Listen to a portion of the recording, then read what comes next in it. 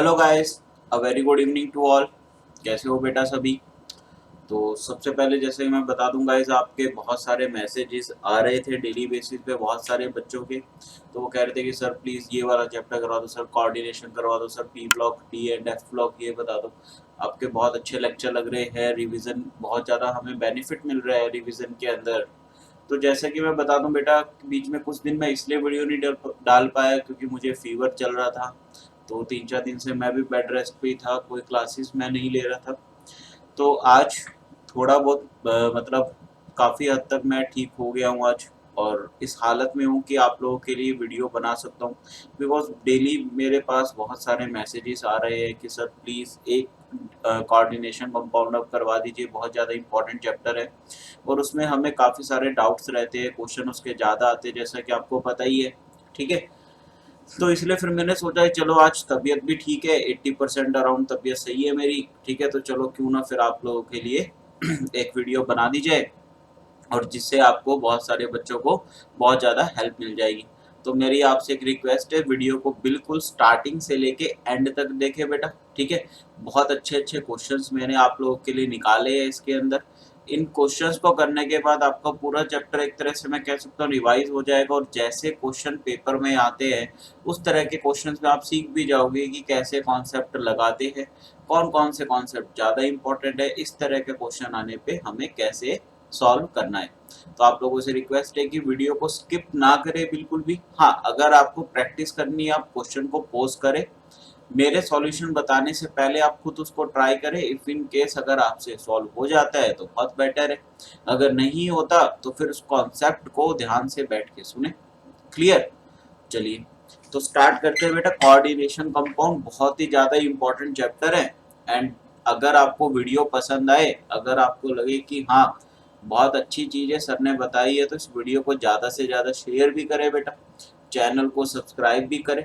ठीक है, और इस चैनल को ज़्यादा से ज़्यादा बच्चों के अंदर शेयर करें, ताकि आप जैसे बहुत सारे बच्चे भी इस पेंडेमिक सिचुएशन में, इस कोरोना की सिचुएशन में, जो बच्चे घर पे बैठ के ही तैयारी कर रहे हैं, और आपको पता ही है जेई मेंस का पेपर अभी आपका 1 से लेकर 6 तारीख के बीच में होना ही है। तो ये बहुत अच्छा मतलब एक कोर्स है जिसके थ्रू आप बहुत कम टाइम में बहुत ज़्यादा अच्छी चीज़ें मैं आपको रिवाइज करवा रहा हूँ क्वेश्चंस के थ्रू। क्लियर? तो चलिए, तो स्टार्ट करते हैं बेटा। पहला क्वेश्चन है हमारा यहाँ पे स्क्रीन पे। देखो, हम लोग इस चैप्टर को पीछे से स्टार्ट करेंगे और आगे तक चलते जाएंगे। ठीक है, मैं इस चैप्टर को स्टार्टिंग से स्टार्ट ना करते हुए पीछे से स्टार्ट कर रहा हूँ। एनसीईआरटी में जो सबसे लास्ट वाला टॉपिक है हमारा आइसोमेरिज्म, सबसे लास्ट में आता है बेटा। ठीक है ना? तो आइसोमेरिज्म से मैं स्टार्ट कर रहा हूँ ये चैप्टर को, तो लास्ट से आगे की तरफ चलेंगे। ठीक है, तो पहले बढ़िया बढ़िया कॉन्सेप्ट, सारे भारी भारी वाले कॉन्सेप्ट है वो लास्ट लास्ट में जो अच्छे टॉपिक्स है। स्टार्टिंग में तो यही है कि लिगेंड क्या होता है, कॉम्प्लेक्स क्या होता है, वो तो आपको पता ही है। लिगेंड कितने टाइप के हैं, मोनोडेंटेड, बाइडेंटेड, डेंटिसिटी क्या होती है, ये सब बेसिक चीज़ें तो आपको पता ही होगा। तो हम लोग लास्ट से स्टार्ट कर रहे हैं ताकि इंटरेस्ट आपका बना रहे और आपको वो चीज़ें जल्दी मिल जाए जिसमें आपको दिक्कतें आती है। चलिए, तो पहला क्वेश्चन है, out of the following which complex will show geometrical isomerism. देखो, तो बेटा एक बात हमेशा याद रखना कि ज्योमेट्रिकल आइसोमेरिज्म में कंडीशन क्या है। देखो, बहुत सारे बच्चे मैंने देखे हैं अपने टाइम में कि बच्चों को इस चैप्टर के अंदर ना आइसोमेरिज्म में बड़ी प्रॉब्लम आती है। वो कहते हैं साहब ऑर्गेनिक वाला तो हो जाता है बट ये नहीं होता। ज्योमेट्रिकल आइसोमेरिज्म में बेटा आपको क्या कंडीशन याद रखनी है कि ज्योमेट्रिकल आइसोमेरिज्म वही कंपाउंड करेगा जिसमें बॉन्ड एंगल चेंज हो जाएगा। ठीक है ना? कंडीशन क्या है बेटा? बॉन्ड एंगल चेंज होना जरूरी है। हम लोग ज्योमेट्रिकल आइसोमेरिज्म तभी बोल सकते हैं जब बॉन्ड एंगल चेंज होगा। जैसे देखना जरा, जैसे मान लो मैंने लिया एक, यहाँ पर ए ले लिया, यहाँ पर बी, यहाँ पर ए, यहाँ पर बी। अगर मैं ए और ए के बीच में बॉन्ड एंगल देखूं तो क्या यहाँ पे बॉन्ड एंगल ए और ए के बीच में 180 डिग्री है, बी और बी में भी 180 है। तो किसी एक के रिस्पेक्ट में देख लो, ए के रिस्पेक्ट में मैंने देख लिया। अब इसी स्ट्रक्चर को मैं सपोज ऐसे करके लिख दूं। देखना, मैंने यहाँ से ए और बी को आपस में इंटरचेंज कर दिया, तो ये वाला स्ट्रक्चर बन गया। अब यहाँ पे ए और ए के बीच में कितना एंगल है बेटा? 90 डिग्री। ठीक है, तो हम लोग क्या बोलेंगे कि ये ज्योमेट्रिकल आइसोमेरिज्म शो करेगा। ठीक है, अच्छा अब देखो, अब दूसरी बात आती है कि यार सिस ट्रांस कब बोले, तो सिस ट्रांस आपको तभी बोलना है बेटा जब कम से कम दो एटम सेम हो, दो एटम सेम और दोनों के बॉन्ड एंगल में डिफरेंस हो, मतलब चेंज हो, तभी हम लोग आइसोमेरिज्म, तो ज्योमेट्रिकल आइसोमेरिज्म तो तभी हो रहा है ना जब बॉन्ड एंगल चेंज होगा। सिस ट्रांस कब बोलेंगे, कम से कम दो एटम या ग्रुप सेम होने चाहिए तभी सिस ट्रांस बोलेंगे। क्लियर, नहीं तो नहीं बोलेंगे। तो अगर यहाँ पे मैं बात करूं, अब देखना, अच्छा ये तो चलो बात हुई कंडीशन की। अब मेन चक्कर आता है कि आप कहते हो यार सर कंडीशन तो हमें भी पता है, क्वेश्चन में कैसे देखे, ऑप्शन को कैसे जज करें। तो बेटा आपको पता होना चाहिए, अब मैं यहाँ पे टिक करवाता हूँ, आप लोगों ने अगर मेरी क्लासेस अटेंड करी हो कभी, जो बच्चे मेरे से ऑफलाइन पढ़ते हैं उनको तो मैं लिखवाता ही हूँ क्या, कि अगर यदि दो सेम लिगेंड बेटा आ जाए, तो दो सेम लिगेंड में हमेशा सिस ट्रांस वाला कॉन्सेप्ट लगाओ, हमेशा कौन सा लगाओ, सिस ट्रांस वाला।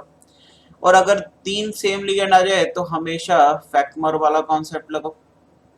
और यदि सारे के सारे डिफरेंट आ जाए तो फिर क्या करो, क्या करो बेटा, चेंज वाला, इंटरचेंज वाला कॉन्सेप्ट लगाओ। क्लियर, बस।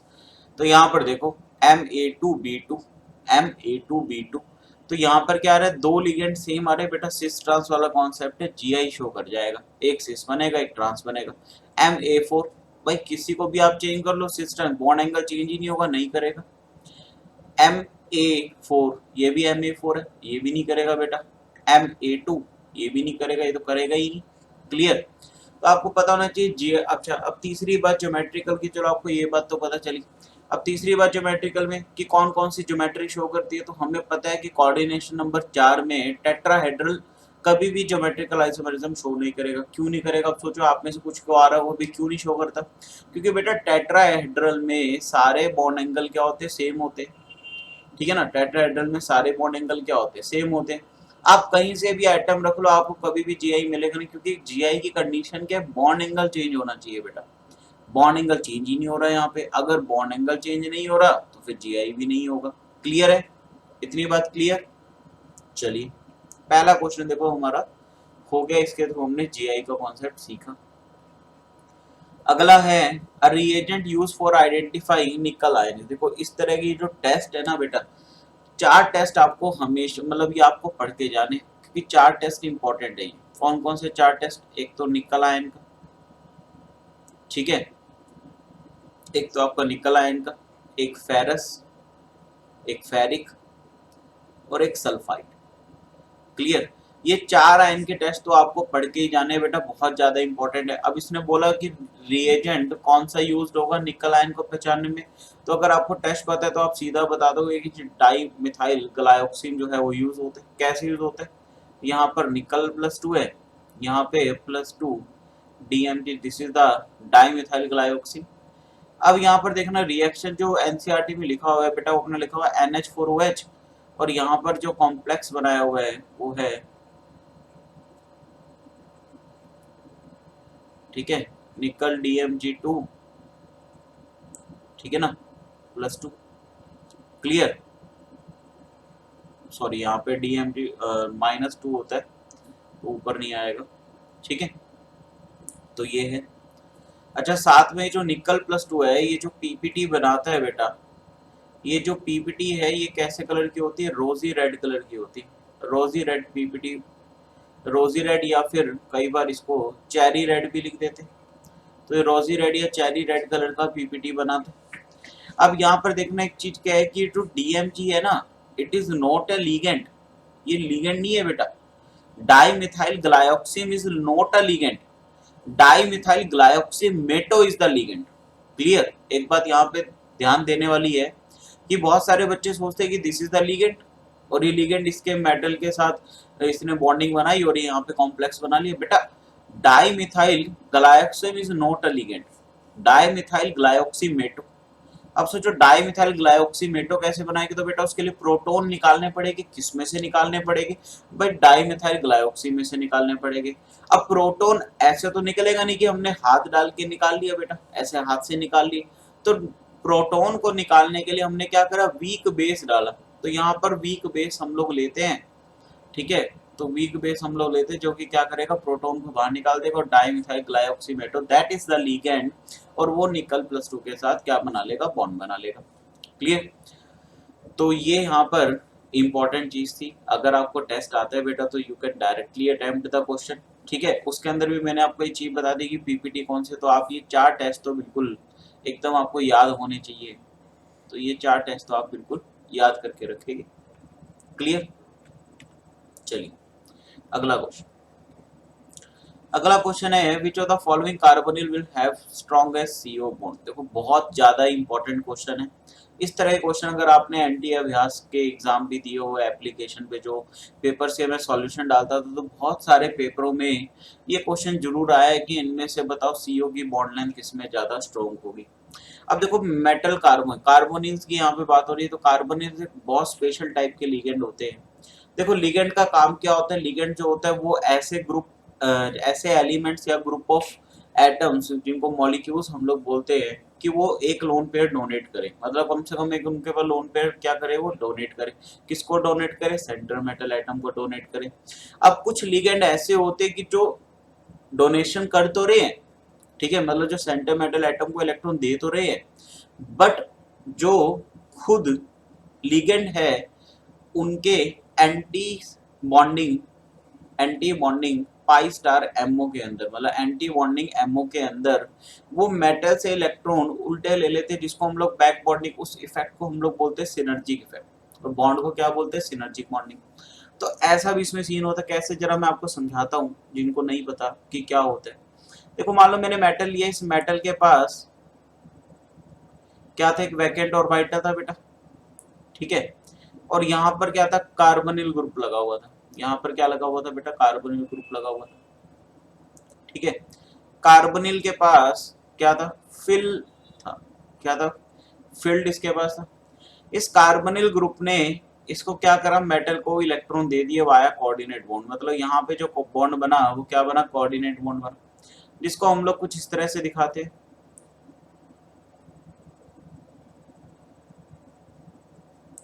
ठीक है भाई। अब ये यहाँ पर क्या हो गया, कोऑर्डिनेट बॉन्ड बन गया। क्लियर। तो ये तो हुआ, ये कोऑर्डिनेट, ये तो नॉर्मल हुई कि भाई हर लिगेंड जो है वो मेटल को इस तरह से इलेक्ट्रॉन देता है, कोऑर्डिनेट बॉन्ड बनता है।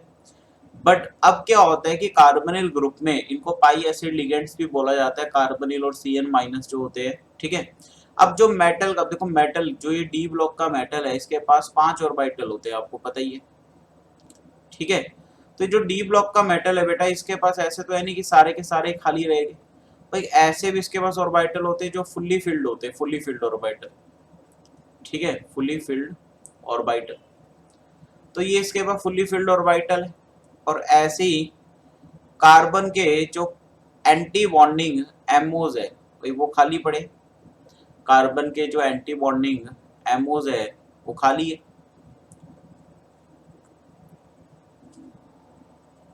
क्लियर। कार्बन के जो एंटी बॉन्डिंग ऑर्बिटल्स है वो खाली है। क्लियर। तो यहाँ पर क्या होता है कि ये जो एमओ है ये इसको क्या करता है, इलेक्ट्रॉन दे देता है बेटा, यहाँ पर इलेक्ट्रॉन ये इसको दे देते हैं। देने के कारण यहाँ पे क्या होता है, पाई बॉन्ड बन जाते हैं, पार्शियल, यहाँ पर पार्शियल डबल बॉन्ड बन जाते हैं, ठीक है ना। पार्शियल भाई सिंगल तो बन ही रहा था बेटा, पार्शियल डबल बॉन्ड बन गया, जिसको हम लोग कैसे शो करते हैं वो आपको पता ही है, ठीक है, जैसे पाई बॉन्ड हम लोग बनाते हैं बेटा, ठीक है ना, कि आधा इलेक्ट्रॉन क्लाउड ऊपर आधा इलेक्ट्रॉन क्लाउड नीचे, ठीक है। तो ये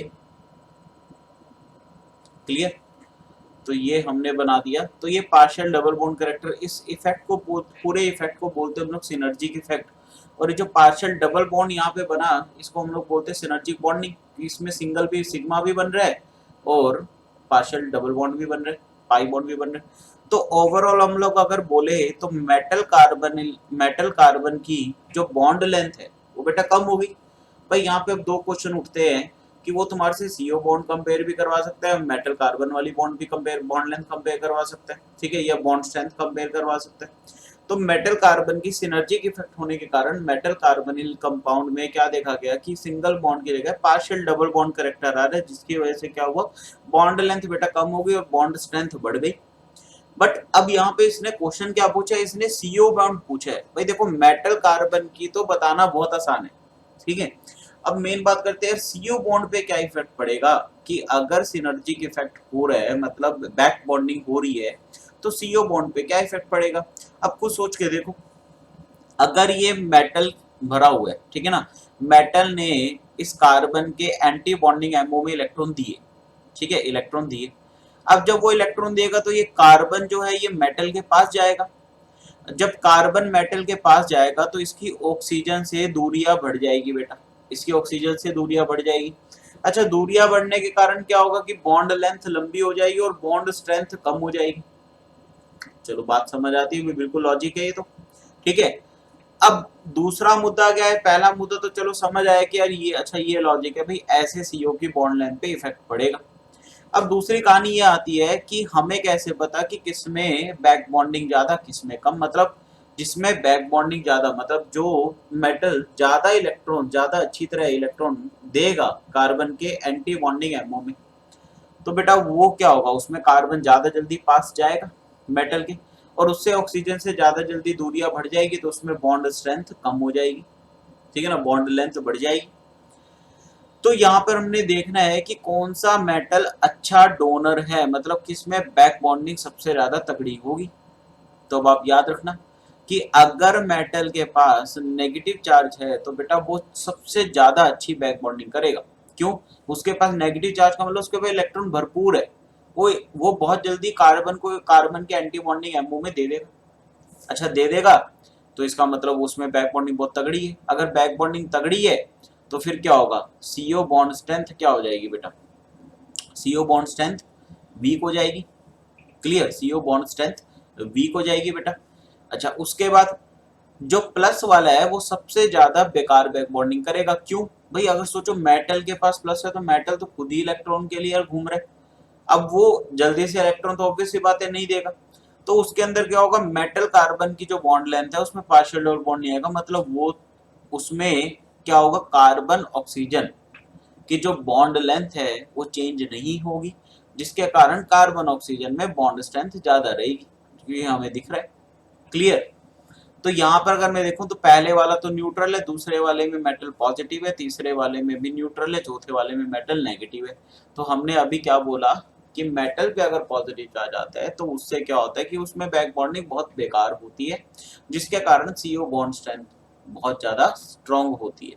क्लियर, बिल्कुल आपको बात समझ आई यहाँ तक। तो ये पूरा कॉन्सेप्ट हमने सीखा कि सिनर्जिक इफेक्ट के कारण सीओ बॉन्ड पे क्या इफेक्ट पड़ता है, बहुत ज्यादा इंपॉर्टेंट क्वेश्चन है, इसको ध्यान से आप देख लेना। क्लियर, और अगर आपको नहीं समझ आए तो आप मेरे से कमेंट करके पूछ भी सकते हो, मुझसे व्हाट्सएप कर सकते हो, टेलीग्राम ग्रुप पे पूछ सकते हो। क्लियर, चलिए अगला question, in the metal carbonyls of general formula MCOX which allows EAN rule। अब ये EAN रूल क्या है, इफ M is निकल iron and chromium the value of X will be. देखना, तो EN रूल क्या होता है बेटा, EN देखो इफेक्टिव एटॉमिक नंबर इसको बोलते हैं, सिडविक ने दिया था। देखो EN जो रूल है हालांकि उसकी ज्यादा इंपॉर्टेंस नहीं है, बट हाँ मेटल कार्बोनिल्स के लिए बहुत ज्यादा इंपॉर्टेंट है। भाई अगर हमें मेटल कार्बोनिल्स की स्टेबिलिटी को चेक करना तो EN रूल एक बहुत अच्छी अप्रोच है जिससे हम लोग चेक कर सकते हैं मेटल कार्बोनिल्स के लिए। मैं सिर्फ मेटल कार्बोनिल्स की बात कर रहा हूँ, ठीक है। वैसे EN के कुछ एक्सेप्शंस भी है, इससे हम लोग स्टेबिलिटी चेक करते हैं, बट मेटल कार्बोनिल्स की बहुत अच्छी होती है, दूसरों की इतनी अच्छी नहीं होती, उसके लिए बहुत सारे और भी कॉन्सेप्ट्स हैं जिनसे आंसर, इससे आंसर कई बार गलत भी आ जाता है। तो EN होता क्या है, तो EN का मतलब क्या है कि जो टोटल चार्ज है मेटल पर, भाई मेटल पे जितने इलेक्ट्रॉन, जितना उसका एटॉमिक नंबर है उतने इलेक्ट्रॉन तो रहेंगे, साथ में क्या मेटल लिगेंड से भी इलेक्ट्रॉन ले रहे हैं, और कई बार जो मेटल पे ऑक्सीडेशन स्टेट होगी वो उससे निकल भी गए, तो मतलब मेटल पे टोटल कितना चार्ज प्रेजेंट है, टोटल कितने इलेक्ट्रॉन प्रेजेंट है, that is called the EN rule, ठीक है। अब इसका फॉर्मूला क्या होता है अभी, तो इसमें क्या करो आप, atomic number central metal atom का माइनस ऑक्सीडेशन स्टेट प्लस का 2 इंटू कोऑर्डिनेशन नंबर। अब यहाँ पे कई बच्चों को डाउट आता है कि सर आपने ये कोऑर्डिनेशन नंबर को 2 से मल्टीप्लाई क्यों करा? तो बेटा कोऑर्डिनेशन नंबर का मतलब यहाँ पे, ठीक है, तो यहाँ पर कोऑर्डिनेशन नंबर, अब देखो लिगेंड जो है भाई वो तो इलेक्ट्रॉन पेयर ही तो देगा, इलेक्ट्रॉन पेयर का मतलब क्या है, 2 इलेक्ट्रॉन दे रहे हैं, क्लियर। तो कोऑर्डिनेशन नंबर का मतलब कितने लिगेंड प्रेजेंट है, क्योंकि एक लिगेंड जो है वो 2 इलेक्ट्रॉन दे रहे हैं, कितने लिगेंड प्रेजेंट है वो हम लोग कोऑर्डिनेशन नंबर इसलिए हमने यहाँ पे लिख दिया। भाई कोऑर्डिनेशन नंबर का मतलब जनरली यहाँ पे क्या है कि लिगेंड के थ्रू कितने इलेक्ट्रॉन जा रहे हैं तो उसको 2 से मल्टीप्लाई कर दिया हमने, सीधा पेयर बना दिया, क्लियर। तो चलिए अब तरीका क्या होता है इसका भी, ये बोलता है कि अगर centre metal atom D block का मतलब 3D सीरीज का है, ठीक है, तो आप उसमें देख लो कि उसके वो स्टेबल कब होगा, वो मेटल कार्बोनिल तब स्टेबल होगा जब उसकी जो एन वाली वैल्यू है वो उसके ग्रुप में आने वाली नेक्स्ट नोबल गैस कॉन्फ़िगरेशन के जैसी हो जाए। जैसे अगर जो D3 में आता है उसका 36 होना चाहिए, जो D4 में आ रहा है उसका उससे नीचे, और मतलब जो 5D सीरीज में आ रहा है उसका उससे नीचे जो नोबल गैस कॉन्फ़िगरेशन होगी। अब अगर मैं बात करूं तो मेटल यहाँ पे निकल आयरन क्रोमियम सभी की सभी 3D सीरीज के, तो मतलब En जो है इसका इफेक्टिव एटॉमिक नंबर इसके नेक्स्ट नोबल गैस मतलब जो कि क्या होगी 36 एटॉमिक नंबर वाली, तो वो उसके क्या आना चाहिए, अगर इक्वल आ जाता है तो कॉम्प्लेक्स हम लोग क्या बोलते हैं कि वो मेटल कार्बोनिक कॉम्प्लेक्स स्टेबल है। अब कैसे निकालेंगे, एक्स यहाँ पे कोऑर्डिनेशन नंबर है, कैसे निकालेंगे तरीका लगाओ, तो En में 36 रख दिया मैंने, ठीक है। निकल का एटॉमिक नंबर कितना होता है, आयरन कोबाल्ट निकल 28, तो 28 हो गया एटॉमिक नंबर। अच्छा ऑक्सीडेशन स्टेट क्या है बेटा, 0 ही आएगी, ठीक है, प्लस का 2 इंटू मैंने क्या कर दिया x, क्योंकि ये तो मेरे को निकालना है। तो यहाँ से कितना आ गया, 36 में से 28 माइनस करा 80 बच गया यहाँ पर, 8 इक्वल टू 2x, तो x इक्वल टू कितना आ गया बेटा 4 आ गया। इसका मतलब पहला ऑप्शन तो मैं कह दूं कि गलत है, ये तो हो ही नहीं सकता। अब 3 में से कोई एक बचता है, दूसरा देखते हैं, उसमें सारा कहानी क्लियर हो जाएगी। क्योंकि देखो तीनों ऑप्शन में बीच वाले तीनों डिफरेंट है, इसका मतलब सेकंड वाला मैं निकाल लूं तो मेरे को मेरा आंसर पता चल जाएगा। आयरन, इसका एटॉमिक नंबर कितना 26, सॉरी यहाँ पे 36 En, एटॉमिक नंबर 26 माइनस का ऑक्सीडेशन स्टेट तो 0 यहाँ पे भी क्योंकि कार्बोनिल तो न्यूट्रल होता है, प्लस का 2 इंटू का x, तो यहाँ पर आया 10 इक्वल टू 2x, तो x आ गया बेटा 5, इसका मतलब x आ गया 5, तो 4 5, तो यही वाला ऑप्शन आ जाएगा, देखो बी आंसर हमारा आ गया। क्लियर है, तो ए एन रोल आपको बिल्कुल क्लियर हुआ समझ। चलिए अगला देखते हैं। अगला इसने पूछा विच of the following is not an organometric compound. अब देखो यहाँ पर ये बड़ा इंपॉर्टेंट टॉपिक है कि यार ऑर्गेनोमेट्रिक कंपाउंड होते क्या, ठीक है ना, कि ऑर्गेनोमेट्रिक होते क्या। अब देखो जो पुरानी डेफिनेशन है, पुरानी डेफिनेशन के अकॉर्डिंग हम लोग क्या बोलते हैं कि ऑर्गेनोमेट्रिक कंपाउंड वो होते हैं जिसमें कार्बन की डायरेक्ट बॉन्डिंग हो, किससे, मेटल से, कार्बन की डायरेक्ट बॉन्डिंग किससे हो, मेटल से, तो वो क्या होते हैं ऑर्गेनोमेट्रिक कंपाउंड। जैसे जैसे एग्जांपल मैं अगर बताऊं, सबसे फेमस एग्जांपल, सबसे classic example Grignard reagent, this is the Grignard reagent, clear. यहाँ पर देखो मेटल की डायरेक्ट बॉन्डिंग किससे है, कार्बन से है, क्योंकि आर क्या है यहाँ पे अल्काइल ग्रुप है, उसकी कार्बन की डायरेक्ट बॉन्डिंग है मेटल से, तो इसको हम लोग ऐसे कंपाउंड्स को क्या बोलते हैं ऑर्गेनोमेट्रिक कंपाउंड।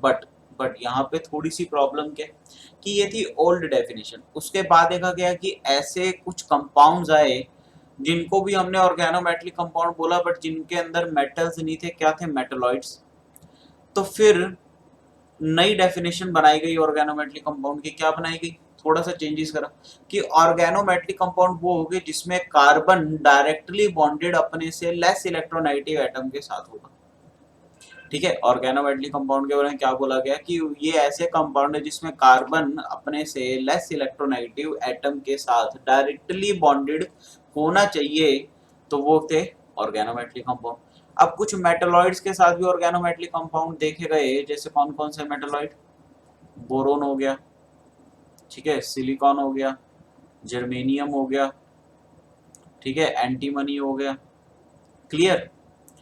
तो ये जो है इस तरह के कुछ मेटलॉइड्स, ठीक है, जिनके साथ ऑर्गेनोमेट्रिक कंपाउंड, इनको भी, इनके कंपाउंड को भी ऑर्गेनोमेट्रिक कंपाउंड बोला गया। क्लियर क्लियर है। तो ये तो चलो बात हुई ऑर्गेनोमेटलिक कंपाउंड क्या होते हैं। अब अपन को चेक करना है कि यहाँ पे कौन सा है, इसमें बताना है कौन सा नहीं है।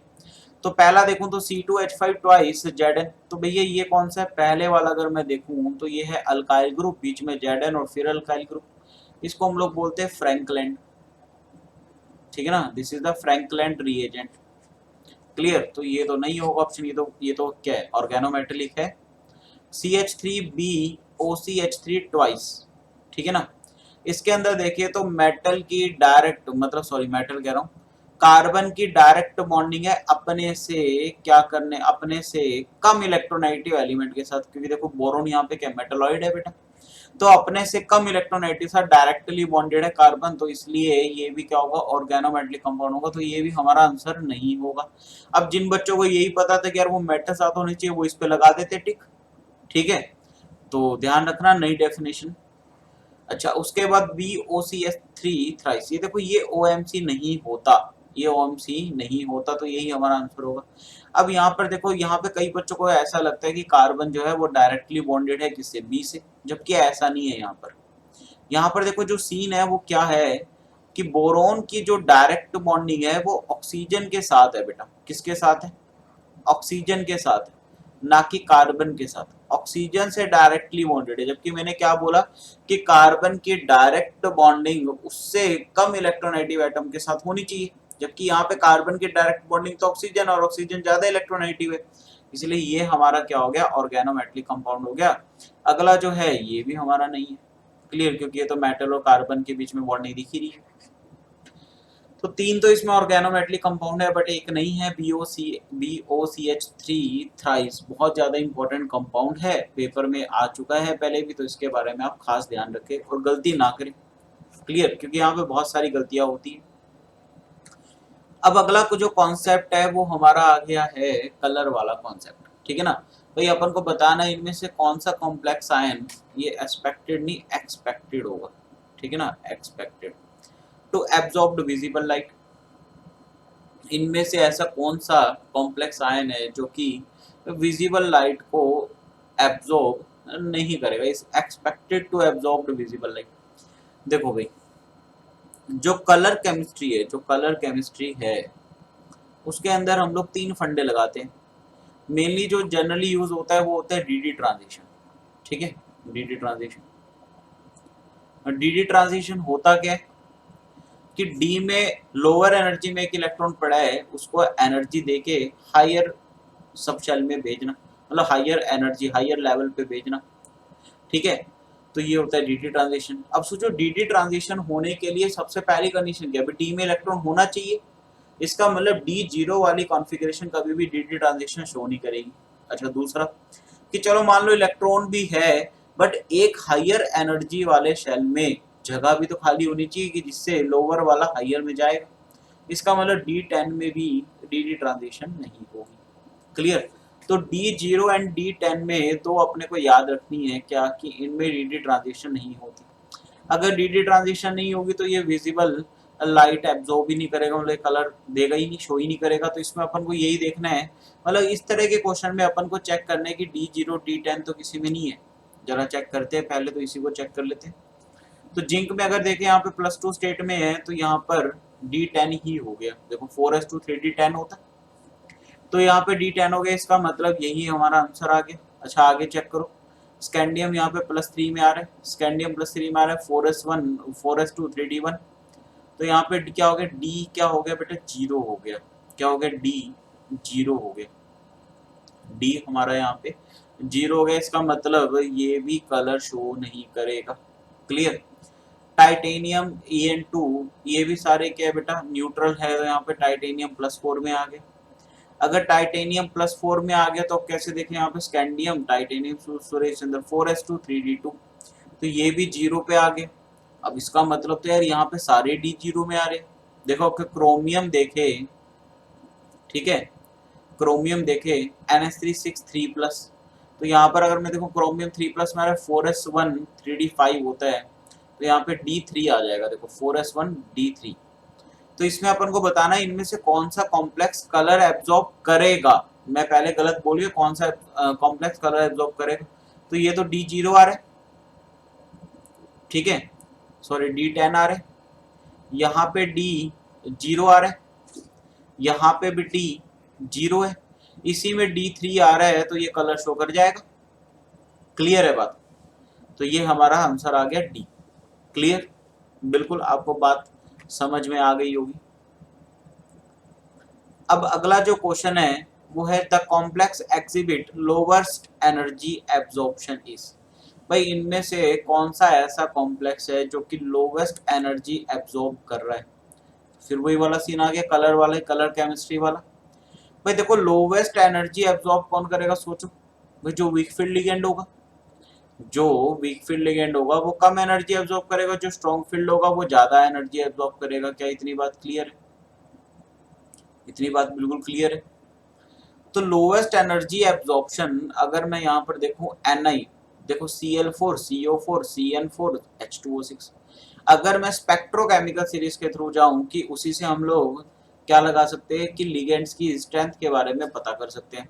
CO और CN4 तो देखते ही हमें पता चल रहा है कि यार ये तो नहीं होगा, क्यों, ये स्ट्रॉन्ग फील्ड लिगेंड है तो ये तो हाई एनर्जी एब्जॉर्ब करेगी।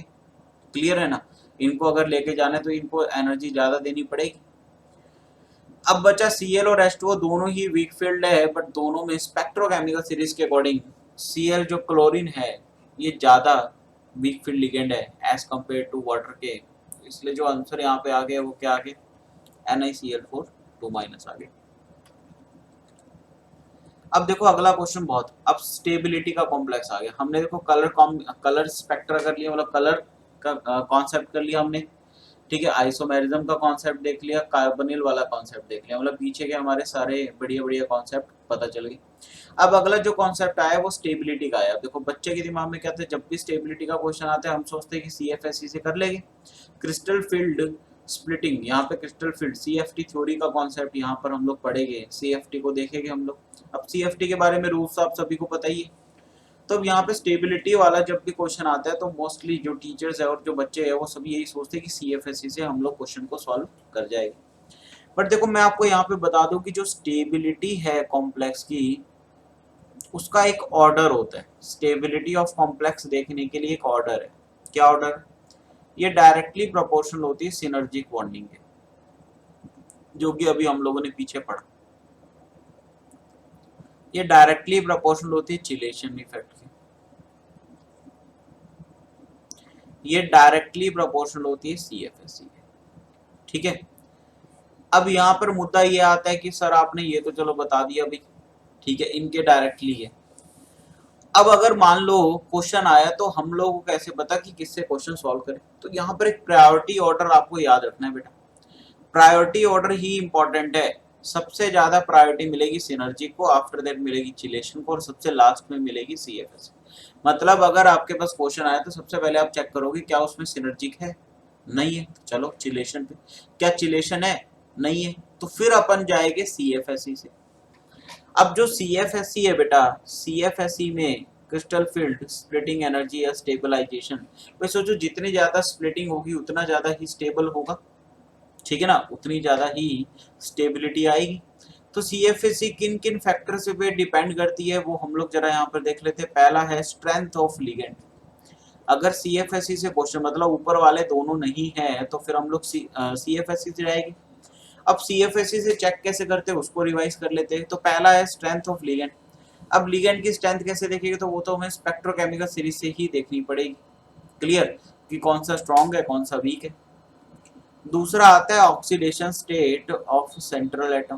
भाई सोचो सेंट्रल एटम पे जितनी ज्यादा ऑक्सीडेशन स्टेट होगी उतना ज्यादा CFSE होगा। सोचो ऐसा क्यों? भाई सोचो जितनी ज्यादा ऑक्सीडेशन स्टेट होगी उसका जेड इफेक्टिव ज्यादा होगा, जेड इफेक्टिव ज्यादा होगा तो वो जो मेटल है वो ज्यादा तेजी से लिगेंड को खींचेगा, ज्यादा तेजी से खींचेगा तो लिगेंड फटाफट आएगा, तो उसमें स्प्लिटिंग ज्यादा होगी, मतलब एनर्जी रिपल्शन ज्यादा होगी, स्प्लिटिंग ज्यादा होगी तो स्टेबिलिटी ज्यादा आएगी। ठीक है, तो इसलिए CFSE ज्यादा होगी वहां पे। क्लियर? अगर मान लो ये दो चीजें भी सेम है, स्ट्रेंथ ऑफ लिगेंड और ऑक्सीडेशन स्टेट भी सेम है सेंट्रल एटम पे, और लिगेंड भी सेम है, फिर हम लोग किस पे जाएंगे बताओ भी? फिर हम लोग किस पे जाएंगे? ट्रांजिशन सीरीज पे। अब ये ट्रांजिशन सीरीज क्या है? फिर ट्रांजिशन सीरीज का मतलब है कि सेंट्रल मेटल एटम अलग अलग सीरीज से हो सकता है, 3D 4D 5D। इसमें क्या कॉन्सेप्ट है? फिर 5D वाला सबसे ज्यादा स्टेबल बनाएगा, फिर 4D वाला, फिर 3D वाला। क्लियर है? अब मान लो ये भी चलो आ गया सेम। तो लास्ट अब मान लो सारे हथियार हमारे गिर गए, सारे हथियार हमारे नीचे गिर गए, तो फिर हमारे पास लास्ट में एक ही हथियार बचता है, क्या? ज्योमेट्री। ज्योमेट्री से हम लोग जाए, ज्योमेट्री पे जाए।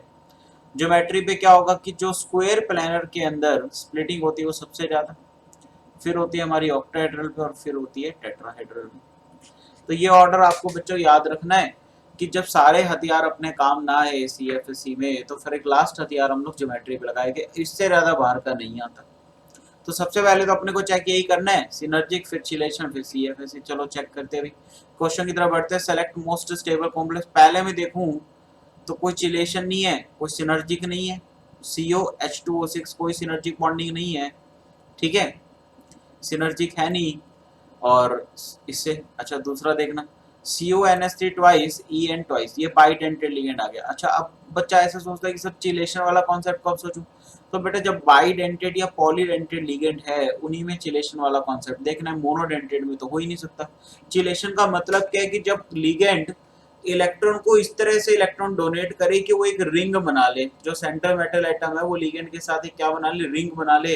तो उस प्रोसेस को, उस कंसेप्ट, उस प्रोसेस को हम लोग क्या बोलते हैं, चिलेशन। और उस लिगेंड को क्या बोलते हैं, चिलेटिंग लिगेंड। क्लियर? तो यहाँ पे देखो ये बाइडेंटेड लिगेंड है, और इथाइलिन डाइमन आपको पता है चिलेटिंग लिगेंड है, ये रिंग बनाता है। और दो दो है यहाँ पे, तो इसका मतलब दो दो है तो दो रिंग बनाएगा। अच्छा यहाँ पर देखो तो यहाँ पे EN 3 है बेटा, तो यहाँ पे 3 रिंग बनाना है, तो ऑब्वियस ये बात है ज्यादा स्टेबल होगा, मतलब जितने ज्यादा चिलेटिंग लिगेंड उतने ज्यादा स्टेबल। अब चाहे ऑर्डर कुछ भी हो, क्योंकि यहाँ पर सेकंड वाला कॉन्सेप्ट काम आ गया, मतलब CFSC से अब इस क्वेश्चन में नहीं जाएंगे हम लोग, इससे हम लोग किसमें जाएंगे? देखो सिनर्जिक वाला तो है नहीं, अगर एक भी सिनर्जिक वाला केस आता फिर चाहे ऑर्डर कुछ भी होता हम लोग सिनर्जिक वाले को ज्यादा स्टेबल बोलते।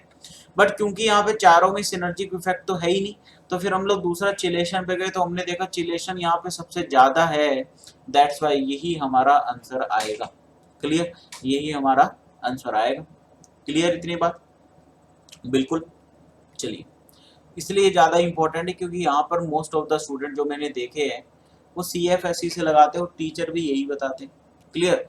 तो गलत तो होना ही है बेटा वो अपने आप। क्लियर? अगला क्वेश्चन है, if delta O is less than P, ये P क्या? पेयरिंग एनर्जी है, मतलब crystal field splitting energy less than है, अगर स्प्लिटिंग एनर्जी लेस है पेयरिंग एनर्जी से, तो correct electronic configuration D4 system के लिए देखना है। अब सोचो, अगर स्प्लिटिंग एनर्जी बेटा कम होगी, तो सबसे पहले तो डेल्टा O होता क्या है वो बता दूं। तो मैं यहाँ पे एक रफ सा डायग्राम बनाया, तो ऑक्टाहेड्रल फील्ड की यहाँ पे बात हो रही है। तो आपको पता ही है कि डी सब शेल में बेटा 5 ऑर्बिटल होते हैं, और उनको भी कैटेगराइज करा होता है दो सेट में, one is the T2G and another is the EG। तो आपको पता ही है कि EG वाला सेट एनर्जी में ऊपर रहता है और T2G नीचे होता है। इन दोनों के बीच में जो बेटा गैप होता है ना, इस गैप को बोलते हैं crystal field splitting energy, delta O। इसने बोला अब ये गैप कम है।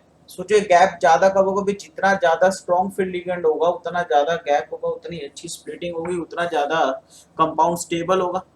और जितना अगर ये वीक फील्ड होगा, WFL होगा, तो फिर स्प्लिटिंग क्या होगी? कम होगी, और स्टेबिलिटी कम होगी। तो इसने बोला अगर स्प्लिटिंग एनर्जी कम है पेयरिंग से, इसका मतलब क्या हुआ कि WFL है, ठीक है ना, WFL है तो हम लोग बोलते हैं कि पेयरिंग नहीं करवाते। ठीक है, तो यहाँ पर क्या सीन है? D4। देखो अब जब भी इलेक्ट्रॉन भरने हैं, तो इलेक्ट्रॉन भरने का तो वही तरीका है, अफबो, पॉली एंड हुन्स रूल। तो 3 इलेक्ट्रॉन तो बेटा आपको हमेशा ही नीचे वाले में T2G में भरने, यहाँ तो कुछ सोचना ही नहीं। 3 इलेक्ट्रॉन तो हमेशा आपको लोवेस्ट शेल वाले एनर्जी शेल में भरने। अब फोर्थ इलेक्ट्रॉन में यहाँ पे दो चांस होते हैं, दो तरह से, मतलब दो कंडीशन होती है, या तो मतलब पेयरिंग होगी या नहीं होगी। अब क्योंकि इसने यहाँ पर बोल ही दिया है कि स्प्लिटिंग कम है, इसका मतलब WFL है। WFL है तो ये इलेक्ट्रॉन किस में जाएगा? EG में जाएगा, यहाँ पे पेयरिंग नहीं हो सकती। क्यों? भाई सोचो, जिस काम को करवाने में एनर्जी कम देनी पड़ेगी वही काम तो जल्दी होगा। तो यहाँ पर ये बोल ही रहा है कि स्प्लिटिंग जो है वो पेयरिंग से कम है, तो पेयरिंग करवाने के लिए एनर्जी बेटा ज्यादा देनी पड़ती। तो ऑब्वियसली बात है स्प्लिटिंग के लिए कम एनर्जी देनी पड़ रही है, तो स्प्लिटिंग को हम लोग यहाँ पे ज्यादा प्रेफरेंस देंगे। इसका मतलब T2G में 3 आए और EG में 1 आ गया, तो बी ऑप्शन हमारा करेक्ट आ गया। क्या बिल्कुल बात क्लियर है? तो ये CFT का हमारा सीन था। अगला क्वेश्चन है which of the following statement about NiCO4 is correct. Metal carbonyl ये फिर से आ गए और ये बहुत ज्यादा इंपॉर्टेंट कंपाउंड है। यहाँ पर हम लोग कॉन्सेप्ट लगाएंगे VBT का। देखो VBT की कुछ ड्रॉबैक्स भी थी जिसको CFT ने पूरा करा था। भाई VBT के थ्रू हम लोग दो चीजें बड़ी अच्छी बता सकते हैं, एक तो कंपाउंड की ज्योमेट्री और एक वो पैरामैग्नेटिक है डायमैग्नेटिक है, ये हम लोग बता सकते हैं, ठीक है ना, ये हम लोग बता सकते हैं। बट VBT के थ्रू हम लोग, VBT में हमने पढ़ा था कि वीक फील्ड लिगेंड है तो पेयरिंग नहीं करवाते, स्ट्रॉन्ग फील्ड है तो करवाते। भाई ऐसा क्यों? स्ट्रॉन्ग फील्ड पे क्यों पेयरिंग करवाई, वीक फील्ड पे क्यों नहीं करवाई? इसका जो रीजन था वो हमने CFT से पीछे, अभी पीछे वाले क्वेश्चन में देखा कि CFT हमें एक्सप्लेन करती है कि स्ट्रॉन्ग फील्ड में पेयरिंग क्यों करवानी है, वीक फील्ड में क्यों नहीं करवानी। क्लियर? तो VBT के और भी बहुत सारे ड्रॉबैक्स थे जिनको CFT ने ओवरकम करा था। क्लियर? तो अब यहाँ पे देखिए कि कैसे, अब यहाँ पे देखो दो टर्म है, one is the paramagnetic and other is the high spin low spin. तो सबसे पहले हम लोग पैरामैग्नेटिक डायमैग्नेटिक, तो आप सबको कॉन्सेप्ट पता ही है बेटा कि अगर नंबर ऑफ अगर अनपेड इलेक्ट्रॉन बचता है तो पैरा है, और अगर पेड है सारे, कोई भी अनपेड नहीं है तो डाई है। अब ये हाई स्पिन और लो स्पिन का फंडा क्या है, इसको जरा समझते हैं। अगर लिगेंड से नंबर ऑफ अनपेड इलेक्ट्रॉन में कोई भी फर्क नहीं पड़ता, अगर लिगेंड से नंबर ऑफ अनपेड इलेक्ट्रॉन में कोई भी फर्क नहीं पड़ता, बॉन्डिंग होने के बाद मतलब लिगेंड आने से कुछ भी फर्क नहीं पड़ रहा अनपेड इलेक्ट्रॉन पे, देन तो हम लोग बोलते हैं क्या, हाई स्पिन है। और अगर नंबर ऑफ अनपेड इलेक्ट्रॉन कम हो गए बेटा लिगेंड आने से, तो फिर हम लोग बोलते हैं लो स्पिन कॉम्प्लेक्स है। क्लियर? बिल्कुल बात समझ आई, दोबारा बताए तो अगर लिगेंड आने से नंबर ऑफ अनपेड इलेक्ट्रॉन कम होते हैं तो बोलते हैं हाई स्पिन कॉम्प्लेक्स, और अगर वो उतने के उतने ही रहते, कोई फैक्टर नहीं पड़ता, तो हाई स्पिन कॉम्प्लेक्स है। एक टर्म और आती है यहाँ पे, इनर ऑर्बिटल और आउटर ऑर्बिटल। उसका मतलब क्या होता है, अगर बॉन्डिंग के वक्त इलेक्ट्रॉन जो है वो nth ऑर्बिटल की यूज हो रहे हैं, जैसे sp3d2, ठीक है ना, sp3d2। क्लियर? जैसे हमने लिया sp3d2, तो sp3d2 में क्या है, या फिर sp3d भी ले सकते हैं। तो याद रखना कि आउटर ऑर्बिटल कॉम्प्लेक्स है वो जनरली हम लोग कोऑर्डिनेशन नंबर 5 और कोऑर्डिनेशन नंबर 6 के लिए देखते हैं, ठीक है ना। आउटर ऑर्बिटल वाली टर्म जो है वो हम लोग कोऑर्डिनेशन नंबर 5, कोऑर्डिनेशन नंबर 6 इनके लिए जनरली हम लोग यूज करते हैं, जैसे sp3d, ठीक है, sp3d2। तो यहाँ पर क्या हो रहा है कि d जो ऑर्बिटल है वो आउटर ऑर्बिटल का यूज हो रहा है, मतलब आउटर ऑर्बिटल के इलेक्ट्रॉन बॉन्डिंग में पार्टिसिपेट कर रहे हैं, दैट इज हमने बोला outer orbital complex. Inner orbital क्या होता है, जिसमें n-1th ऑर्बिट के इलेक्ट्रॉन जो है वो बॉन्डिंग में पार्टिसिपेट करे, तो उसको हम लोग बोलते हैं इनर ऑर्बिटल कॉम्प्लेक्स, जैसे dsp2, ठीक है ना, dsp3। Clear? dsp2 dsp3, clear ना, d2sp3। तो ये इस तरह के कॉम्प्लेक्स क्या होते हैं, इनर ऑर्बिटल कॉम्प्लेक्स। अब जरा यहाँ पर देखें, हम लोग क्वेश्चन पे मूव करते हैं, VBT की हमने काफी बातें कर ली है। तो NiCO4 में देखते हैं, तो NiCO4 का सबसे पहले हम लोग कॉन्फ़िगरेशन लिख लेते हैं। तो निकल यहाँ पर किसमें है, D8 है, निकल के पास 8 इलेक्ट्रॉन है, क्योंकि यहाँ पे निकल की ऑक्सीडेशन स्टेट 0 है। अब देखो यहाँ पर इंपॉर्टेंट चीज क्या है, ये 3D है, ये 4s है, D में 8 इलेक्ट्रॉन भरे हुए हैं, तो मैं 8 भर देता हूँ। तो मैंने ये 8 इलेक्ट्रॉन भर दिए, दो यहाँ पे D में अनपेड है और 4s में 2 इलेक्ट्रॉन भरे हुए। याद रखना बेटा, जब भी 4s में इलेक्ट्रॉन भर जाए, 4s पूरा भरा हो, तो यहाँ पर एक इफेक्ट होता है s electron effect. s electron effect के थ्रू क्या होता है कि जो s वाले इलेक्ट्रॉन होते हैं वो क्या कर जाते हैं, पेयर कर जाते हैं, किसके साथ, D वाले के साथ। और ये जो इसकी नई कॉन्फ़िगरेशन मतलब रीअरेंजमेंट होने के बाद जो नया कॉन्फ़िगरेशन आता है, तो ये आता है कि इसमें सारे के सारे पेयर हो जाते हैं। याद रखना, जब भी s में इलेक्ट्रॉन में s सबशेल में इलेक्ट्रॉन हो गए, तो वहां पे s इलेक्ट्रॉन फैक्टर लगेगा। तो यहाँ पर 4s खाली हो गया, तो अब ये बॉन्डिंग में कौन पार्टिसिपेट कर जाएगा, 4s और 4p। तो इसकी हाइब्रिडाइजेशन क्या होगी बेटा, sp3 होगी। हाइब्रिडेशन क्या होगी, sp3 है, डायमैग्नेटिक है, क्योंकि नंबर ऑफ इलेक्ट्रॉन 2 थे पहले, और अब एक भी नहीं बचा, तो लिगेंड के आने से बेटा, लिगेंड के आने से नंबर ऑफ अनपेयर्ड इलेक्ट्रॉन क्या होगी, कम होगी। अगर नंबर ऑफ अनपेयर्ड इलेक्ट्रॉन कम हो गए तो हमने क्या बोला था उसको, लो स्पिन कॉम्प्लेक्स। मतलब ये डायमैग्नेटिक और लो स्पिन है, तो it is diamagnetic and low spin. तो सी ऑप्शन हमारा यहाँ पे बन गया। क्लियर, बिल्कुल बात समझे। अगला क्वेश्चन है, which of the following is most likely formula of platinum complex if 1/4 of total chlorine of the compound is precipitated by adding AgNO3 to its aqua solution. तो यहाँ पर हम लोग ये बात कर रहे हैं वर्नर थ्योरी की। अब हम लोग वर्नर थ्योरी पे मूव कर गए। वर्नर थ्योरी बहुत ज्यादा इंपॉर्टेंट है, जिस इस थ्योरी के थ्रू हमने कॉम्प्लेक्स बनाने सीखे थे कि कॉम्प्लेक्स कैसे बनाते हैं। ठीक है, तो वर्नर ने बड़ी सिंपल सी चीज बोली थी कि उसके अकॉर्डिंग कॉम्प्लेक्स में दो बैलेंसेस होती है, एक प्राइमरी एक सेकेंडरी। प्राइमरी को हम लोग ऑक्सीडेशन स्टेट बोलते हैं और सेकेंडरी को हम लोग कोऑर्डिनेशन स्टेट, कोऑर्डिनेशन नंबर बोला। आपको पता ही है कि ऑक्सीडेशन स्टेट आयोनाइजेबल होती है, कोऑर्डिनेशन नंबर वाली सेकेंडरी वैलेंसी आयोनाइजेबल नहीं है। मतलब जो ब्रैकेट के अंदर वाला पार्ट है वो कभी भी आयोनाइज नहीं होगा, ब्रैकेट के बाहर वाला होगा। ठीक है ना, वो चाहे आगे हो चाहे वो पीछे हो। क्लियर। तो यहीं से अब इसने बोला 1/4 of total chlorine of the compound is precipitated. इसका मतलब क्या हुआ कि चार में से एक क्लोरीन ही चार में से एक क्लोरीन जो है 1/4 of total chlorine of the compound is precipitated. मतलब हाँ, कि चार में से एक क्लोरीन जो है वो प्रेसिपिटेट नहीं हुआ। क्लियर, क्लियर है ना। चार में से एक क्लोरीन, सॉरी प्रेसिपिटेट हो गया, मैं गलत बोल गया यहाँ पे। चार में से एक क्लोरीन जो है प्रेसिपिटेट हुआ।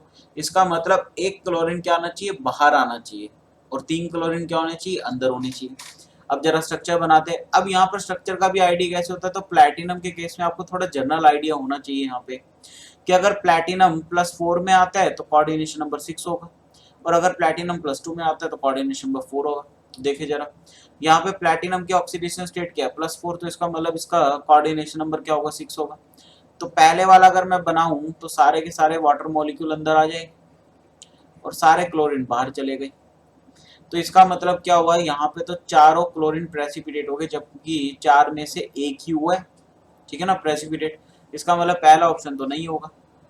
दूसरे का अगर मैं बनाऊं तो यहाँ पे भी प्लैटिनम +4 में आ रहा है, इसका मतलब कोऑर्डिनेशन नंबर इसका 6 होगा। अब यहाँ पे 5 तो वाटर आ गए और एक क्लोरीन अंदर आ गए, और बाहर क्लोरीन बच गए 3।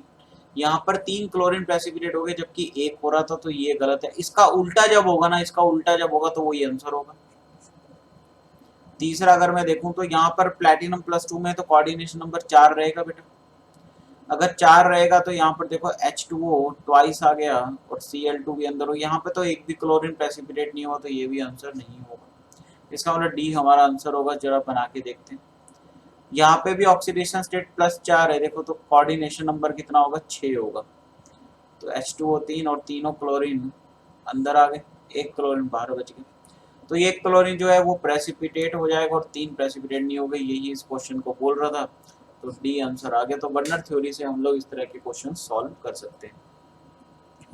अगला क्वेश्चन है कि हमसे पूछा कि NH2 CH2 CH2 NH2। भाई आपको तो पता ही है, इसको बोलते हैं इथाइलिन डाइअमीन। EN जिसको शॉर्ट फॉर्म में बोलते हैं, यही होता है इथाइलिन डाइअमीन का स्ट्रक्चर। यहाँ पर क्या होता है, नाइट्रोजन के पास क्या होते हैं, लोन पेयर होते हैं। ये सेंट्रल मेटल एटम को लोन पेयर देते हैं, और एक रिंग इसने देखो फॉर्म कर लिया। तो ये रिंग अगर फॉर्म कर रहा है तो इस प्रोसेस को बोलते हैं चिलेशन, और लिगेंड को बोलते हैं चिलेटिंग लिगेंड। ठीक है, तो इसने पूछा है यहाँ पे कि ये इनमें से क्या है, मतलब नीचे इसने एग्जांपल दे दी है। पहला इसने दिया मोनोडेंटेड लिगेंड। तो मोनोडेंटेड लिगेंड बेटा वो होते हैं जो एक ही, जिसके पास एक ही डोनेशन साइट होती है। यहाँ पे तो दो है, तो ये नहीं होगा। चिलेटिंग, बिल्कुल ये चिलेशन है, क्योंकि ये रिंग बना रहा है, 1 2 3 4 5 5 मेंबर रिंग बना रहा है, और 5 मेंबर रिंग का एंगल स्ट्रेन कम होता है, दैट्स वाई स्टेबल भी है। इसलिए हम लोग बोलते हैं चिलेशन से ज्यादा स्टेबल होता है मॉलिक्यूल। एम्बिडेंटेड वो बाइडेंटेड लिगेंड है बेटा, जिसमें साइट तो दो होती है बट एक टाइम में सिर्फ एक ही से डोनेट करता है, तो ये भी नहीं होगा। कैटाइनिक, कैटाइनिक तो है ही नहीं, न्यूट्रल है, ये भी नहीं होगा। क्लियर। चलिए अगला क्वेश्चन है, in the complex ion the coordination number and oxidation. बिल्कुल सिंपल है, तो आपको पता ही कोऑर्डिनेशन नंबर EDT है, हेक्साडेंटेड लिगेंड है। कोऑर्डिनेशन नंबर 6 आएगा, मतलब ए ही ऑप्शन आएगा। इसमें देखो अब ईडीटी पे कितना चार्ज होता है बेटा, -4 का। कितना होता है, -4 का। तो -4 और बाहर भी -1 है तो +3 आ गया, तो यही ऑप्शन हमारा एक्यूरेट हो गया। तो ये था आपके सामने कोऑर्डिनेशन कंपाउंड चैप्टर, जिसमें जितने भी इंपॉर्टेंट कॉन्सेप्ट थे मैंने क्वेश्चंस के थ्रू आप लोग को समझा दिए। आप लोग वीडियो को जरूर लास्ट तक देखें बिल्कुल, और आपको अगर समझ आया हो और आपको वीडियो अगर अच्छी लगी हो तो बेटा कमेंट्स जरूर करें, क्योंकि आप अगर आप कमेंट्स करते हैं ना तो मुझे भी पता लगता है कि मेरी गलतियां कहाँ हैं, ठीक है ना। जैसे जब मैं पेपर सॉल्व कर रहा था तो काफ़ी बच्चों के मेरे पास कमेंट्स आते हैं कि सर आपने ये आंसर गलत कर दिया, ठीक है, ये चीज़ है। उसमें कुछ नेगेटिव कमेंट्स भी बच्चों ने लिखे कि आपको पेपर सॉल्व नहीं करना था, आपको कुछ आता नहीं है। तो बेटा मेरे को वो पूछने की जरूरत नहीं है मुझे आता है नहीं आता। हाँ ठीक है, मेरी गलती थी उसमें कि गलतियां हो जाती थी, बट ऐसा नहीं कि सारे क्वेश्चनों में होता था कि 25 क्वेश्चन में से हो सकता है कि 2 से 3 क्वेश्चन में मैं कॉन्सेप्ट तुम्हें सही बताया बट आंसर गलत लिख दिए, या कुछ कैलकुलेशन एरर हो गया कहीं पे। तो वो प्रॉब्लम अगर आपको आती, बिल्कुल मैंने उसको समझा और मैं उसको दूर काफ़ी हद तक कर भी रहा हूँ, ठीक है। मतलब कोशिश कर रहा हूँ कि आगे जब भी कुछ क्वेश्चंस की वीडियोस अगर मैं आपके सामने रखता हूँ तो पूरी कोशिश करूँ कि गलतियाँ कम से कम हो, क्योंकि डायरेक्ट पेपर सॉल्व करने में इतना एरर तो आता ही है, ह्यूमन एरर इसको हम लोग बोल सकते हैं, ठीक है। कुछ होता है कि कई बार फ्लो के अंदर हमें ध्यान नहीं रहता कि हम लोग कॉन्सेप्ट क्या बोल रहे हैं, क्योंकि कैमरा है, कैमरे के आगे जो भी बोल रहे हैं वो तो सब रिकॉर्ड ही होगा। क्लासरूम में तो हम लोग क्या करते हैं, अगले दिन आके सही करवाए थे और बच्चा हमें बता देता है, कैमरे के आगे हमें नहीं पता चलता कि हम लोग जो बोल रहे हैं वो सही बोल रहे हैं गलत बोल रहे हैं। कई बार फ्लो में हो जाता है ये चीज़ें। तो अभी जो मैं वीडियोस आपको दे रहा हूँ ये क्रैश कोर्स करवा रहा हूँ, इसमें गलती होने के चांसेस नहीं है, क्योंकि इनऑर्गेनिक का मैं आपको करवा रहा हूँ, ठीक है। फिजिकल का भी कराया, उसमें भी आपने देखा होगा कि गलतियां नहीं है वहां पर। एक वीडियो में आई थी कि मैं आंसर गलत लगा गया था, उसके अंदर कॉन्सेप्ट मैंने सही बताया था।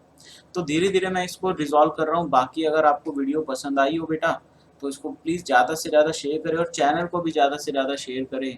And best of luck for your exam guys, and अच्छी तरह से दे के आना एग्ज़ाम, एंड पूरी सेफ्टी लेके जाना गाइस, पूरी सेफ्टी से आना, पूरी सेफ्टी से जाना। Clear? Okay, best of luck guys again, thank you very much.